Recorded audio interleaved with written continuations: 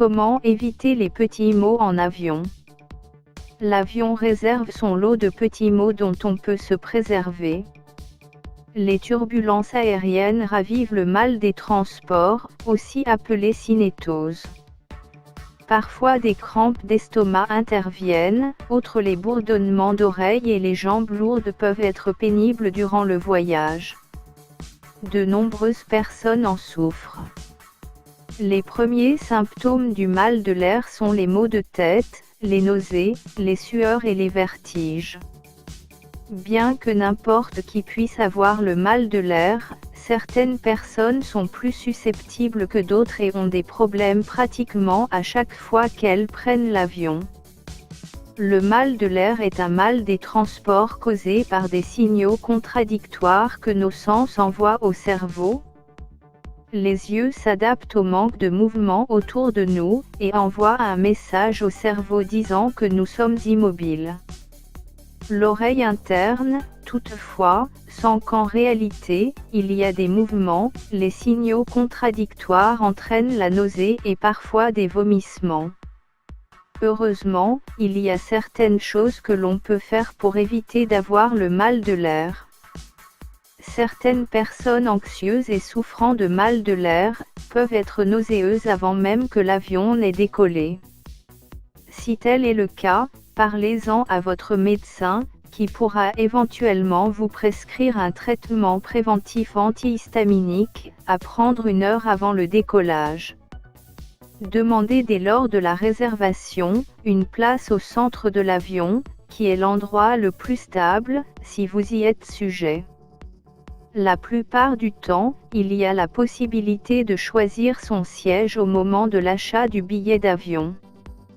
Prenez donc soin de choisir un siège qui est placé au-dessus de l'aile, qui sont ceux atteints par le minimum de secousses pendant le vol ou alors, ceux qui sont proches de la fenêtre afin de vous permettre de fixer votre regard vers l'horizon.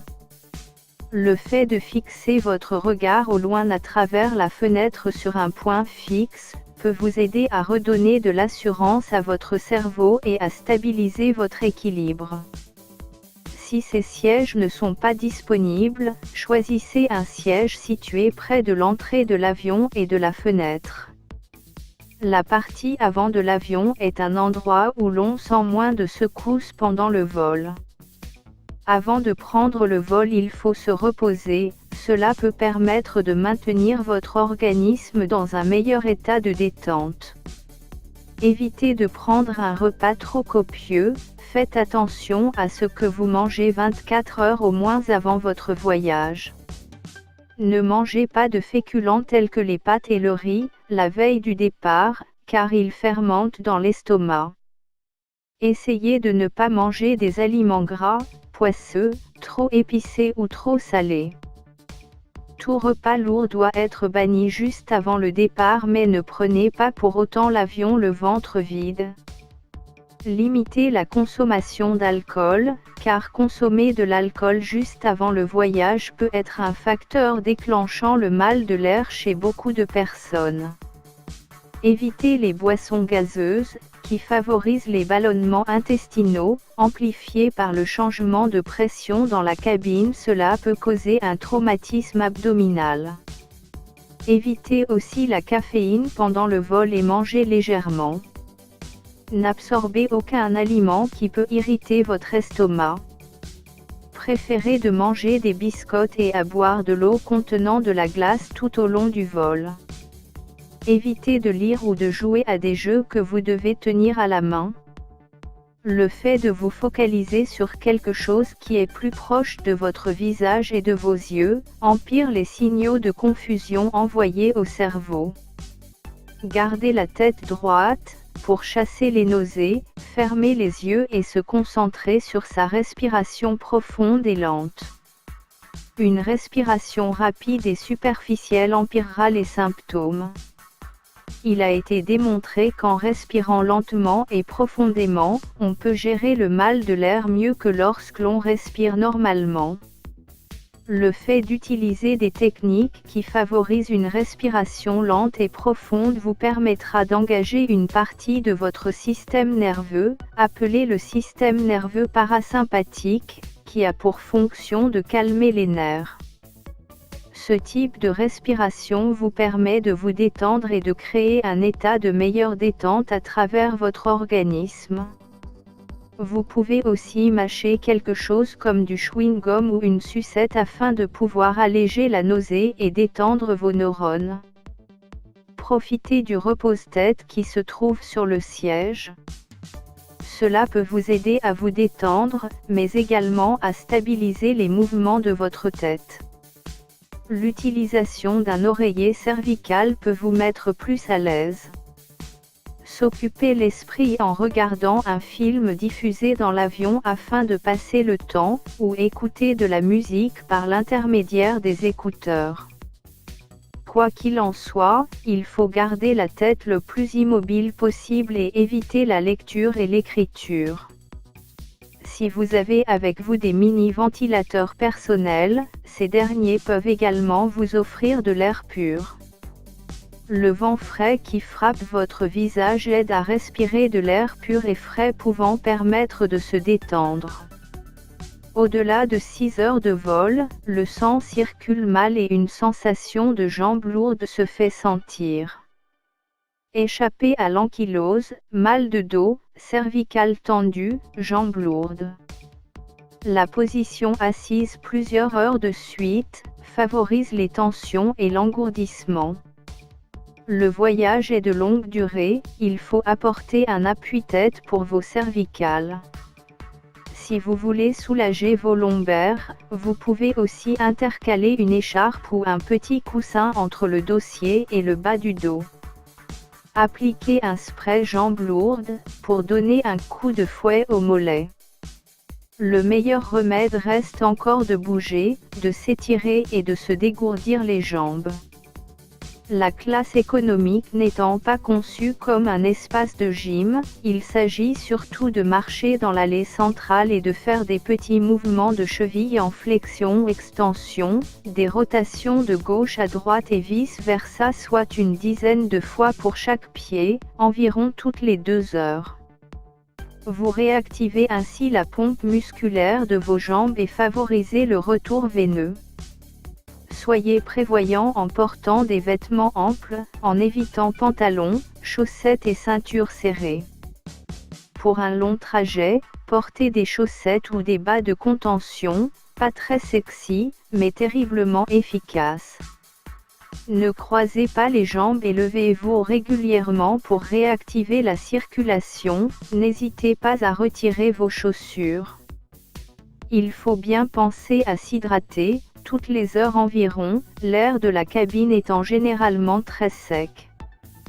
Préservez vos oreilles, le voyage tire à sa fin, les aérodromophobes et phobiques de l'avion sont rassurés. Pourtant, l'atterrissage n'est pas anodin, car, en descente, la pression de l'air dans l'oreille devient inférieure à la pression extérieure. Cette différence de pression crée un vide, repoussant le tympan vers l'intérieur, d'où la sensation d'oreille bouchée. Les oreilles sont des cavités creuses, sensibles aux variations de pression atmosphérique. Pendant la descente, la bulle d'air présente dans chaque trompe d'Eustache gonfle et ne s'évacue pas, les oreilles se bouchent. Se pincer le nez ne marche pas à tous les coups. Au décollage et à l'atterrissage, bâiller, avaler sa salive, mâcher un chewing-gum ou manger un bonbon. Les plus petits, qui ne savent pas encore déglutir sur commande, sont les plus gênés. L'allaitement, le biberon ou un verre d'eau peuvent les aider.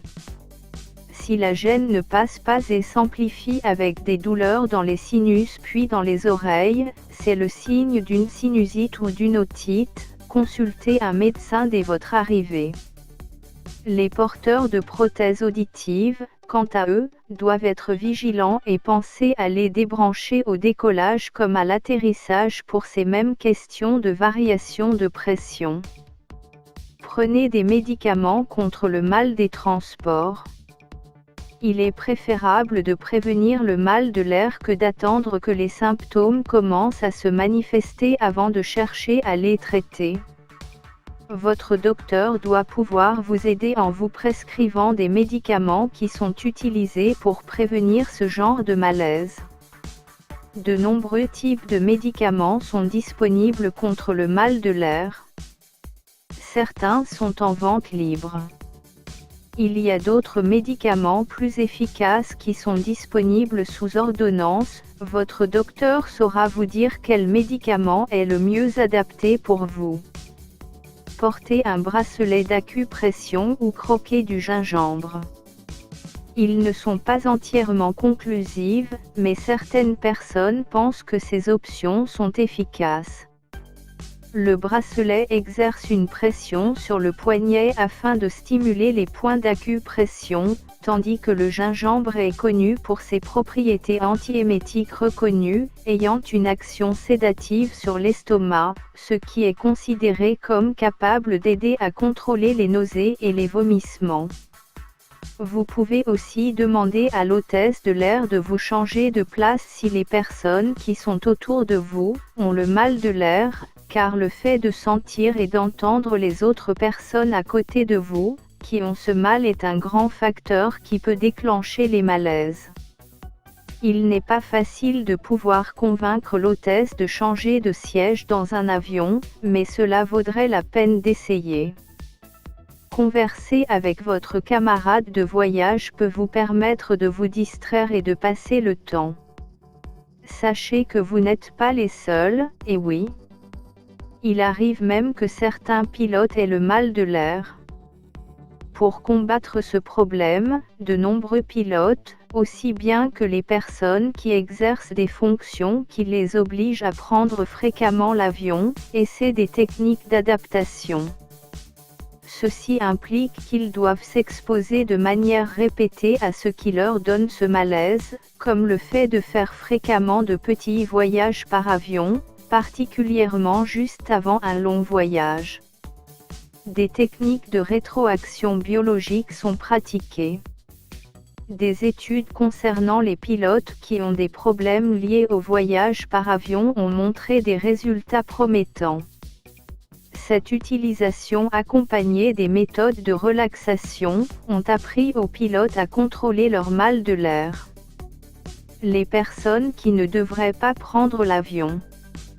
Il est fortement déconseillé à la femme enceinte de plus de 8 mois de voyager. Les nourrissons de moins de 7 jours sont également trop fragiles et doivent eux aussi patienter.